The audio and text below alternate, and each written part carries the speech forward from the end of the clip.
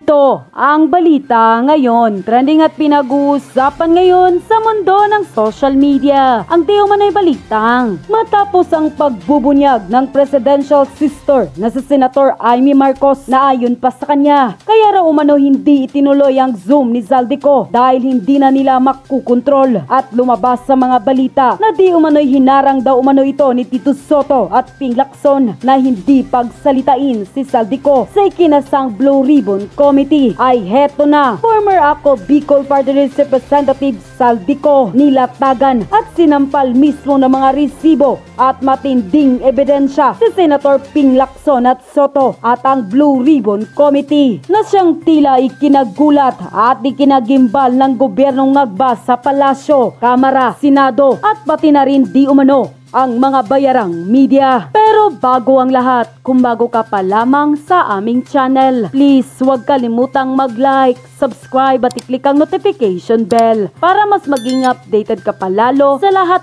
pa ng bagong video na i-upload namin. At eto na nga mga kababayan, ayon pa sa source na ang balita ngayon sa kanilang official Facebook page, kwentong walang halaga Ping Lacson sa pasabog ni Zaldico sa kabila ng eksplosibong testimonya at mga dokumentong ibinahagi ni dating Ako Bicol Representative Zaldico sa kanyang social media para patunayan umano ang utos ni Marcos Jr. sa 100 billion budget insertion na nindigan sa Senate President Pro Tempore Ping Lacson na hindi pa rin ito may tituring na ebidensya. Giit ni Lacson, mananatiling narration o kwento lamang ang mga pahayag ni Ko hanggat hindi niya ito isasalaysay sa ilalim ng panunumpa. Pumunta siya rito, mag-take out siya at sabihin niya yung statement niya. Then yun ang may probative value. Dagdag ng senador, maaaring payagan ng Senate Blue Ribbon Committee si Ko na tumistigo sa Philippine Embassy o Consul abroad kung tunay itong hindi makauwi dahil sa ipinapahayag ditong banta sa buhay. Unquote. Kaya naman hindi na napigilan ni Zaldico na bumuelta at tila tahasang sinagot si Ping Lacson at Soto. Pati na ang Blue Ribbon Committee nito sa Senado nilatagan ng mga matinding resibo at ebidensya na siyang tila sumampal nga ng katotohanan at kahiyan sa gobyernong Ngagba ni Marcos Jr. Ayon pa sa kanya, basahin mo muna ang buong listahan ng insertion bago ka magsalita. Sumagot si Zaldico sa tanong at pangingwestiyon ni Senator Ping Lacson hinggil sa umano'y 100 bilyong insertion na iniugnay kay Pangulong Marcos Jr. Lacson ay nagtanong kung lohikal ba ang aligasyon ni Ko. I'm not defending the president. Why would he insert 100 billion sa BICAM? Samantalang sa NEP, National Expenditure Programs, kaya niya talagang gawin iyon? Hindi ko dinedepensahan ng Pangulo. Bakit siya mag-i-insert ng 100 billion sa BICAM kung sa NEP pa lang kaya na niyang gawin iyon? Sinundan pa ito ni Lacson ng 2 punto. So dapat sa NEP pa lang sinabihan niya yung DBM na uy magbigay ka ng 100 billion sa DPWH assuming na totoo nagpa-insert sa BICAM. Bakit niya i-veto? Matapos ang mga tanong na ito, mariing tugon ni Zaldico, I respectfully urge Honorable Senator Pampilo Lacson to first review the full list of alleged insertion done under the directive of President Marcos and clearly reflected in the GAA 2025. Magalang kong hinihikayat si Senator Lacson na unahin munang suriin ang buong listahan ng insertion na ginawa sa utos ni Pangulong Marcos at malinaw na makikita sa GAA 2025. Hamon pa ni Ko kay Lacson na i-cross-check ang NEP 2025. You may cross-check the NEP 2025 to verify if the same line items appear there. To assist you, I have attached the list with the exact page references from the GAA 2025. Giniit ni Ko, hindi makabubuti kung may pahayag na nagbubunga ng maling impresyon nang hindi pa nakikita ang kabuuang dokumento at binigyang diin niya the public deserves a fair, complete and evidence-based investigation, not conclusion drawn without first seeing the whole picture. Unquote. Sabi ni ICI Asurin, sinabing walang silang nakita na ghost project sa Ilocos Norte. Baka substandard meron, no? Kasi baka naman talagang walang ghost projects, no? Pero iba yung tono ni iba yung sinasabi ni Chavit. Pero let's assume totoong walang ghost projects. Substandard, ang tingnan nyo substandard. Kasi pwedeng may proyekto pero yung bakal kakapiranggot. Yun yung tingnan ninyo. Imbestigahan kasi nyo ng maayos para pagkatiwalaan kayo. Dapat sagutin ito ni Chavit Singson kung talaga bang walang ghost projects, no? Pero pagka ganitong gagawing investigasyon ng ICI, sinabi nga ang daming proyekto ng Diskaya diyan eh. Wag lang kayong maghanap kung may ghost projects. Wag lang kayong maghanap kung may substandard. Maghanap din kayo kung ninakaw yung pera. Kasi kung idinidiin ng Diskaya, ang daming proyekto ng Diskaya dyan, naman. Diba? Simpleng-simple yun eh. So, dapat, laliman nyo yung investigasyon. Huwag yung mema lang. May masabi na nag-imbestiga kayo, tapos lusot na Ilocos Norte, tapos malinis na si Bongbong. Ngayon, naglalabasan na nga. Oh. Tingnan nyo yung nangyayari. So, tingnan nyo rin. Kasi, baka naman, may magic ginawa dyan si Sandro. Para patas lang tayo. Para naman pagkatiwalaan ng ICI na investigasyon. Good news ba ito o bad news? Nagladlad si Pinky. No, sige, pasok. Lang. Pasok na, walang probative value kasi hindi naman under oath eh. So ano yung mga, kung walang probative value, ano siya? Ano yung... Wala, na-raise yun. Kwento. Hindi naman siya under oath eh. Alam mo, eto yung state, mamaya hihimay-himayin po natin yung video ni Saldico, napaka-importante niyan. Pero bago yon, pag-usapan muna natin yung mga abogado ni Bongbong Marcos eto, hirap na hirap. Abogado number 1. Hoy. Di umano. No, si Pinky Lacson. Grabe, no? Alam nyo yung statement ni Saldico na yon, lumabas ang totoong yung mga nakatago na hindi naglaladlad. Ngayon, labas ang mga abogado ni Bongbong Marcos, labas ang mga tagapagtanggol ni Marcos, pati simbahan, pati yung kaaway ni Bongbong Marcos, pati mga NPA, nagsilabasan. Alam natin ngayon, di ba? At least ngayon malinaw. Kasi, before, dalawa yung names that cannot be mentioned. Si Tambi at si Bongbong. Na-mention na si Tambi. Si Bongbong wala pang nagtuturo, wala pang nagdidirect. Ngayon, na-mention. Di biglang lumabas, pati si Chanko, nag-abogado kay Bongbong Marcos. Di ba? Makikita natin ngayon kung sino talaga yung habol ay matukoy yung mastermind or ang habol ay mailayo ang usapin kay Bongbong Marcos. Di ba litaw na litaw? Even the Pink. At marami tayong pag-uusapan sa Pink. Ang hirap ng kalagayan ng Pink ngayon. Pasok! Siya rito, mag-take out siya at sabihin niya yung statement niya, then yun may probative value. Pero what do you mean? Papatayin nga siya. Ikaw naman para kang hindi pulis. Para kang hindi nagtago. Nagtago ka rin. Tapos biglang namatay si Daser. Hindi ko sinasabing ikaw may kasalanan noon. Pero may ganong issue. Pagka may nalalaman, may namamatay. Tapos papupuntahin mo dyan. Hindi nyo naman maprotektahan. Sasabihin nyo, si Diskaya nga, hindi nyo bigyan ng ipasok sa witness protection program Si Saldi pa. Ikaw naman mag-isip-isip ka rin. That sir, kung totoo si Pangulo talaga yung nag-insert daw, nagpa-insert ng 100 Mahirap million. mag-speculate. Alam mo, ito ako, kasi alam ko yung kalakaran pagdating sa mga insertions. Why would, I'm not defending the president. Why would Teka muna, Pinky. Why? You are not defending the president. You are defending the president. Ayan, ano yung ginagawa mo? Di ba? Nag-aabogado ka doon sa presidente kasi simple lang yan Ikaw bilang Blue Ribbon chairman, dapat, sige, may lumalabas na ganyan. Hindi ikaw abogado nung kung sinong partido. Tanggapin mo lang kung may pumapasok na ganyan, di sasabihin mo, sige, imbitahan natin siya. Or baka meron siyang mapakitang ebidensya at titingnan natin. Hindi yung pinagtatanggol mo si Bongbong. Siguro tanungin din natin si Bongbong. 'Di ba? Anong masasabi ni Bongbong? Ibig sabihin nakagitna ka. Kahit yung mga katulad mong Peng, ikaw Pengke, halatang halata, alam nila kampo mo. Alam nyo, ito Eto, sample lang. Malalaman mo yung demonyo. Ito hindi connected kay Pinky. Ha?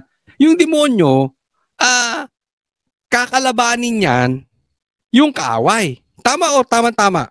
Oh, pero pag parehas kayo ng tono, halimbawa, maling katuruan, hindi kanyang kukontrahin, hindi kanyang papatayin. Tingnan nyo anong pinapatay. Di ba? Anong punto ko lang dyan? Bakit hindi ka binabanata ng penk? Kasi pinagtatanggol mo si Bongbong. Halata. Hindi yung proseso ang pinagtatanggol mo. Insert 100 billion sa BICAM. Samantalang sa NEP, kaya niyang gawin yun eh. Second, bakit niya binito? Tingnan mo yung isa script nila, di ba? Bakit niya binito? Sa NEP, kaya niyang gawin. Para hindi obvious. Tanga naman itong mga ito. Ang dali-dali nung script. Kasi pag masyadong halata, alam mo sabi, siya nga ang nagpapaimbestiga. Kaya nga. Kasi alam niyang sasabog yung baho. Alam niyo yung umutot? Yan ang maingay. Sinong umutot? Pero siya umutot, inunahan niya lang. Kasi alam niya mangangamoy eh. Di ba pag umutot ka, unang dadaan yan sa'yo sa ilong mo. Di ba? Lalo kung mabaho. No choice ka. Kailangan mo sabihin, sino yung umutot? Pero siya yun. Ganun ang ginawa ni Bongbong, di ba? Kaya niya pinaimbestigahan kasi talagang grabe na ang bagyo at ang baha. So inunahan niya na para magmukhang malinis. Kita mo? Yan ang script ni Claire. Siya nga ang nagpapaimbestiga. Ito sinasabi niya, dapat dadaan sa NEP. Tapos binito niya pa.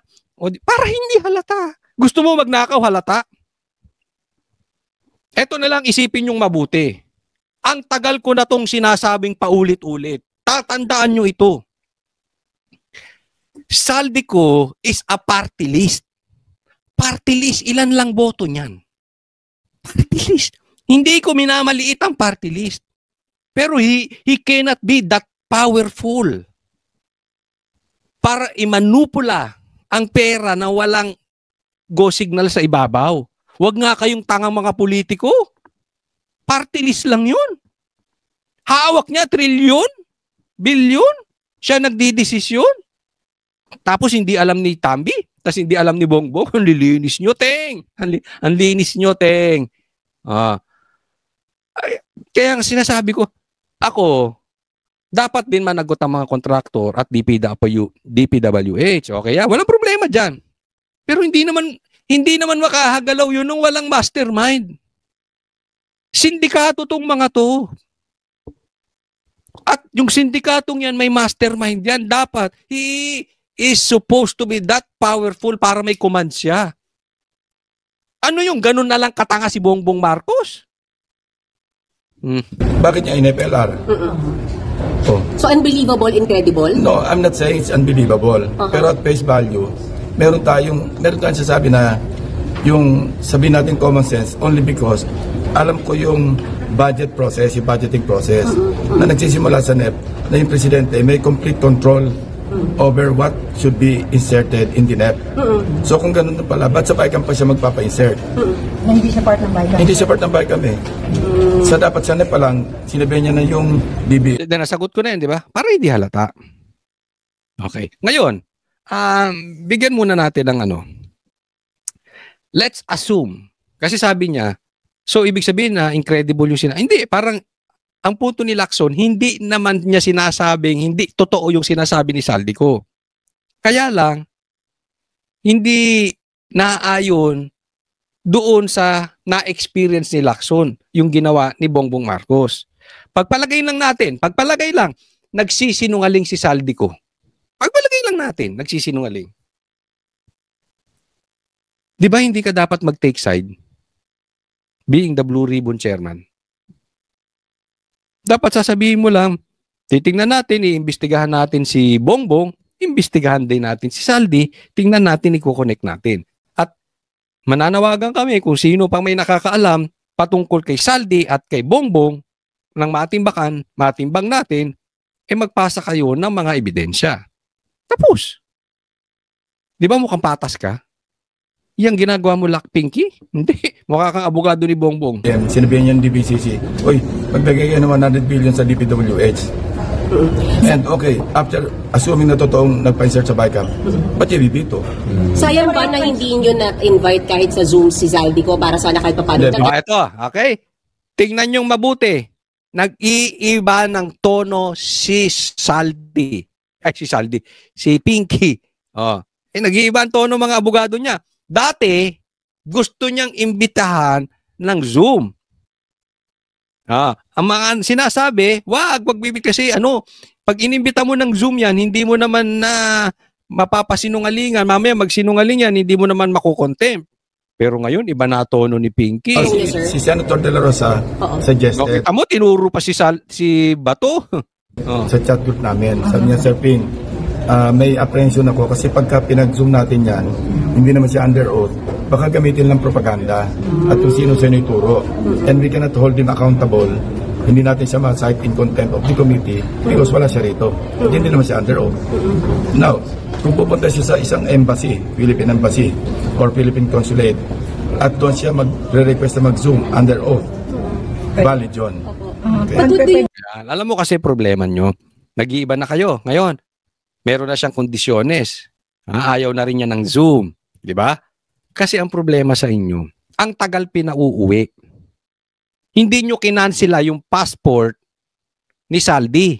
At yung pala, kaya hindi kinansela ni Bongbong yung passport na kahit meron siyang magagawa kasi pinag-stay siya doon. Para hindi magturo.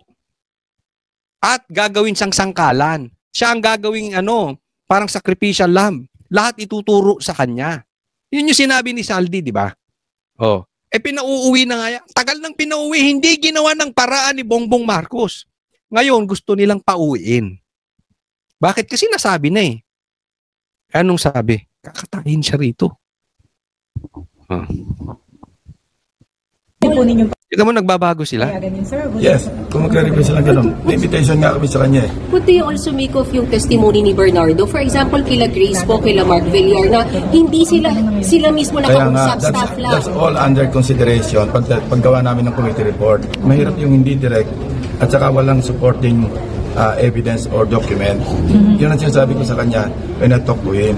Kung magsasabi ka ng pangalan, kailan meron ka pinangawakan na maililink mo yung pangalan na sa hawak mong dokumento. Kung wala, wag mo na lang sabihin. Okay. Pinky sabi niya, kung wala kang hawak na, parang sinasabi niya kung wala kang hawak na ebidensya, wag mo na lang banggitin yung pangalan. Diba? Ganyan din naman yung ginagawa ni Ombudsman. Kung wala kang hawak na warrant of arrest, huwag mo nang banggitin. Sabihin na, hindi, iba naman yun. Parehas din yun. Pag ginagawa sa inyo, ayaw nyo. Pero ito masasabi ko sa iyo, Pinky, relax ka lang. Kasi bakit? Part 1 yun. Ilalabas niya ng ebidensya. Tatandaan mo. Kung totoo yung sinasabi ni Saldi, and I believe, hindi man sakto yung pagkakasabi ni Saldi, hindi makakagalaw si Saldi at possibly mastermind talaga yan si Bongbong. Maraming hawak yan na ebidensya. Relax ka lang. Part 1 lang daw yan. May timing dyan. Mamaya ilabas sa rally. Kung ako nga kay Tambi, ilalaglag siya ni Bongbong Marcos. Ito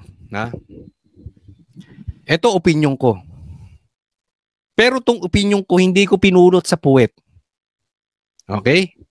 Kasi meron akong nakakausap na grupo na nilalaglag si Tambi.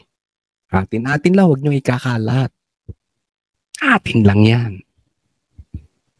At tong grupo na ito, grupo ng mahal na mahal si Bongbong. Okay? So, I therefore conclude, in my opinion, ilalaglag talaga to si Tambi. Kaya Tambi, magsalita ka na ngayon pa lang. Okay? Ituro mo yung mastermind. Mark my words. Maalala nyo ko pag nangyari ito. Ilalaglag ni Bongbong si Tambi.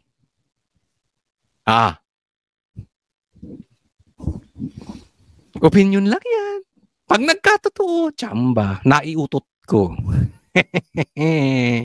At kahit pitpitin yung itlog ko, hindi ko sasabihin yung source ko. Pero pag napanood nyo to, sasabihin nun, lintik ka. Kaya kaibigan natin yan. Pero magtataka ako, kaibigan nito si Bong. Ano to Bakit pinapalaglag sa si Tambi? Alam to ng ibang vloggers. Sabi ko lang po, ipapasampi na ba siya? Abot ba Let's sa see. pagpapa-aresto? Hindi. Invitation, in-invite na namin siya. So, sunod sa Pinas. Yeah, pwede isupina susunod. When is the next?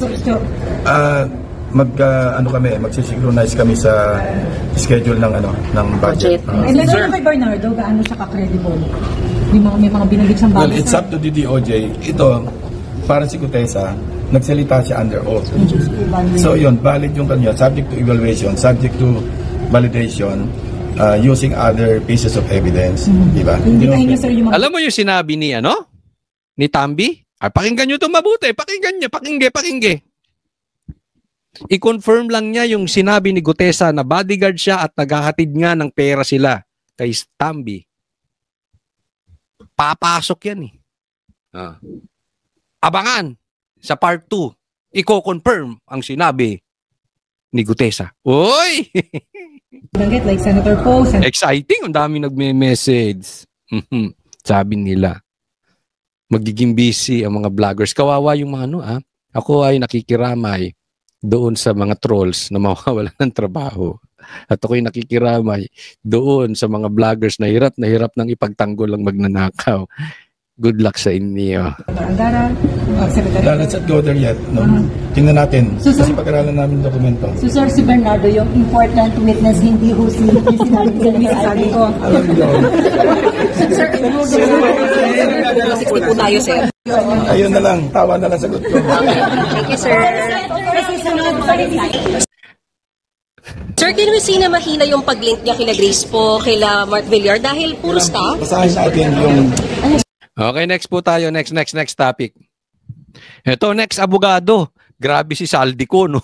Si Saldico, pinakain ng tae. Yung pinklawan. Grabe kayo. Ang hirap ng posisyon ng pinklawan ngayon. Tingnan mo, si Sara, sinabihan, kainin nyo tae ni Bongbong Marcos. Di ba tinain na nila si Bongbong? Kinain pa. May inulit pa ni Saldi. Pinapakain niya ulit yung pinklawan ng tayo ni Bongbong. Sabi, we urge former Representative Saldico. Why? Meron ka ng driver. May papakilala ako sa iyo, driver Pogi. Bakit naman driver? Hindi. Kasi yung mga VIP kailangan naka-driver yan. Oo. Tsaka siyempre kung magda-driver kayong Pogi na. Sige. To return to the country and fully cooperate with the ongoing investigation into the anomalous flood control and other infrastructure projects. Totoo ba to, Nakuha ko lang ito Totoo bang sinabi mo yan, De Lima? Kasi kung hindi, hindi. Di lusot ka. Pero kung sinabi mo yan, grabe talagang kinain mo na yung tayo ni Bongbong Marcos, Kayong pinklawan, But, kung totoo to, at sinabi nga to ni De Lima.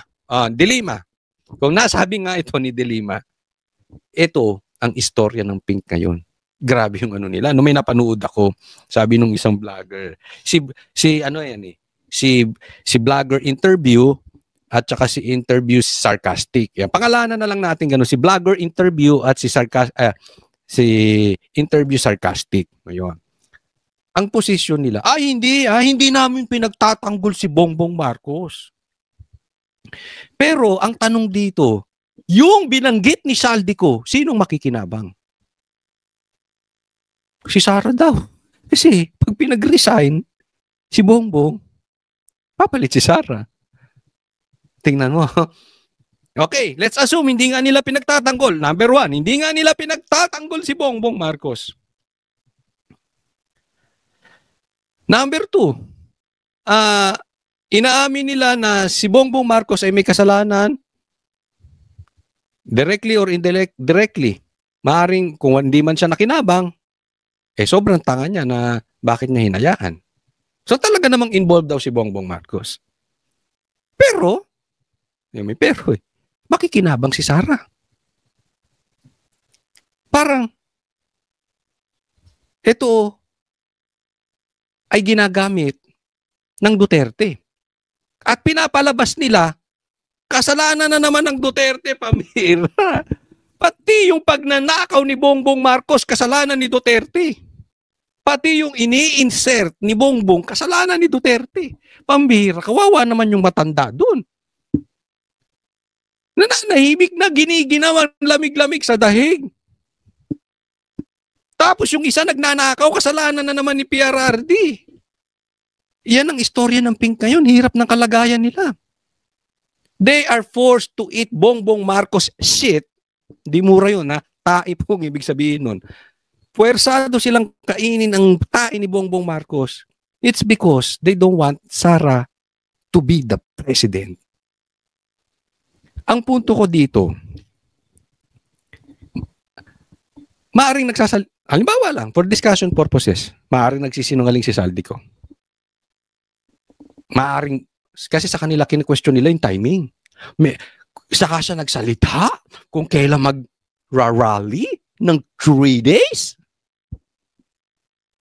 May kamay dito ang Duterte. Ganun ang ano nila. Pero hindi kami nag-aabogado kay Marcos. Ganun. Pero pag tiningnan ninyo, may kasabihan. Nakasulat sa libro. The book of all books. The book of books. Ano ang laman ng puso, yun ang nilalabas ng bibig. Tingnan mo, ang Pink Lawan, they are not concerned matumbok ang mastermind.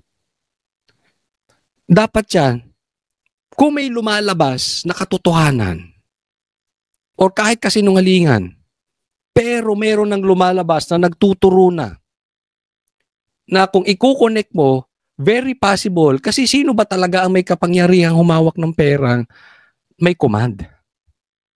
Instead na titingnan nila doon, maging happy sila, totoo man or hindi, at least may lumalabas na umaandar na yung ebidensya,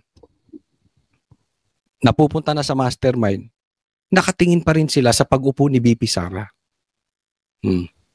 The abundance of the heart, the mouth speaks. Pink, hindi kayo concern sa taong bayan. Ang concern nyo lang, hindi makaupo ang Duterte. Yan na yun. Huwag nyo na kaming paikot-ikutin. Mas gugustuhin nyo pang makalusot ang magnanakaw kaysa makaupo si VP Sara. Kaya masaktan na po yung mga kaibigan nating Pink. But that is the truth. Nothing but the truth. Masakit?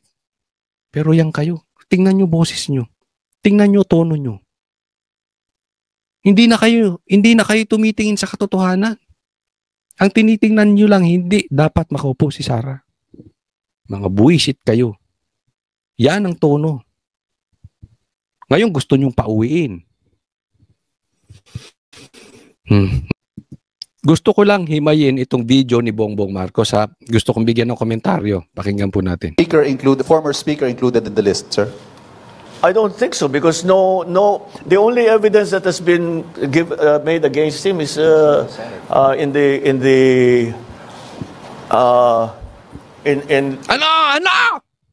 Ano ba talaga Bongbong Marcos? Tinatanong dito. Meron kasi siyang pinakitang listahan. Madami daw 'yun na mga mambabatas from Senate tsaka Congress lower house. Tanong, andun ba sa listahan si Tambi? Hindi siya makasagot. In the Senate. So I don't know. We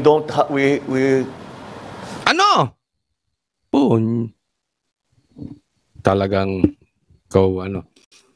dito pa lang alam mo si Bongbong Marcos pag natataranta, kaya ito hindi pinagsasalita. May kakilala ako, hindi ko nasasabihin kung sino. Pero dating may command kay Bongbong Marcos. Talagang hindi nila ito pinagsasalita. Kailangan may magsasalita in behalf of him. Alam nyo na, kilala nyo na siguro kung sino yun. Pag nagsalita talaga to, wala talaga.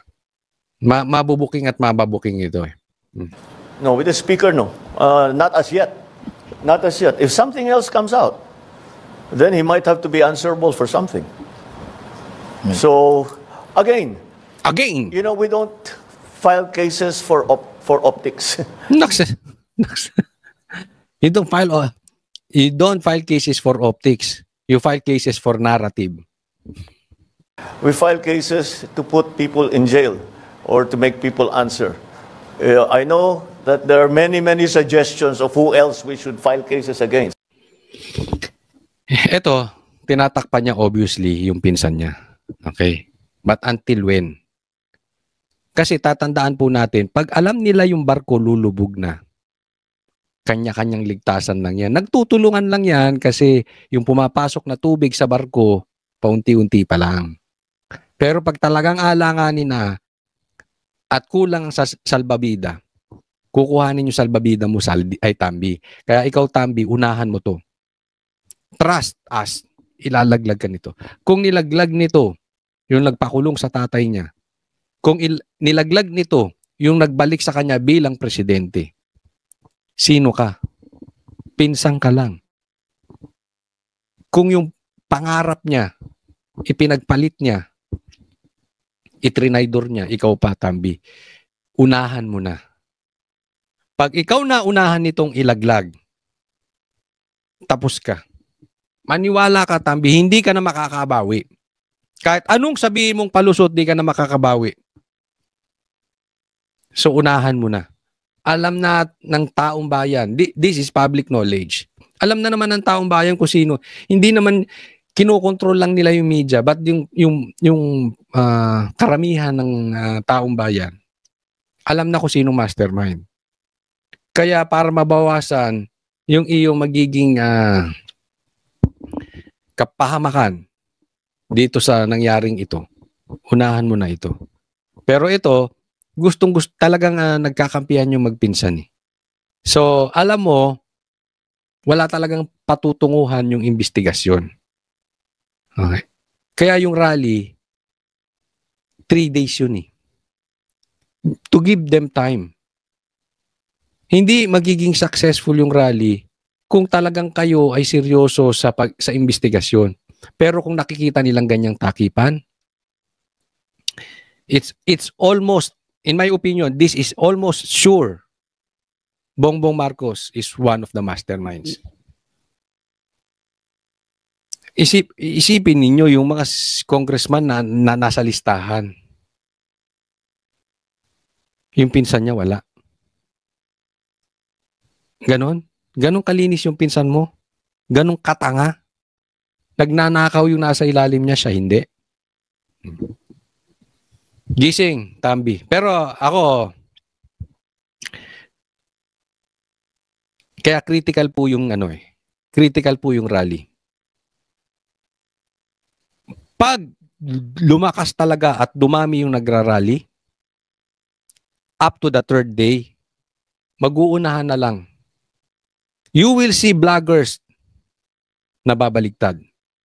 You will see politicians na babaligtad. And one of the cousins, itong magpinsan na ito, isa dyan, maglalaglagan na. Pag talagang, kaya very important yung rally. Ha? Let's do it peacefully, pero... At yun na nga mga kababayan, ano na ang masasabi mo? Kung mayroon kayong hinaingat komento patungkol sa balitang ito, please comment down below. Pag-uusapan natin yan sa comment section. At kung nagustuhan nyo ang video, ay huwag kalimutang mag-like at i-share na din para mas marami pang makaalam at umabot ito sa marami sa ating mga kababayan. Maraming salamat po!